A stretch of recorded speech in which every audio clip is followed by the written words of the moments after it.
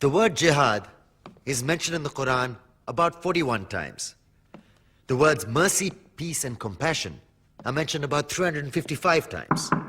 Yes, come in. Come on in, Riaz. Sit down, please. Contrary to popular belief in most Western cultures, Islam is a religion that preaches peace and tolerance.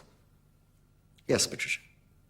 If Islam truly is a religion that preaches peace, then how come the world's most troubled spots, the West Bank, Afghanistan, Pakistan, Iraq, they're all plagued with Islamic terrorism? Well, that depends on your definition of terrorism. Some might argue that the U.S. invasions of countries like Iraq and Afghanistan are also acts of terrorism. No, those were acts of war to get rid of despotic regimes. Or a means of getting at a country's oil. Conspiracy theories. Well, May I?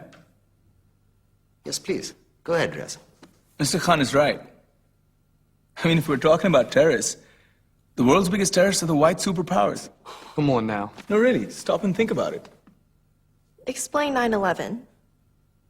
Okay. Do you know how many people died in the Twin Towers strike? Around 3,000. And do you have any idea how many people died in the bombing of Afghanistan? Take a wild guess. More than 15,000 people died.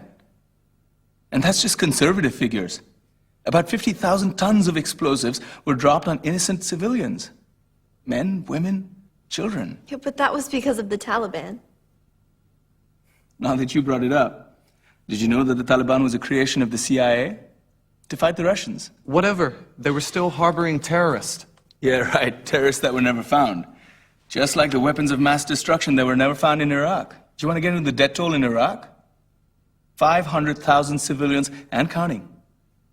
And what do Britain and America say when they don't find these weapons? It's simple. They just say sorry.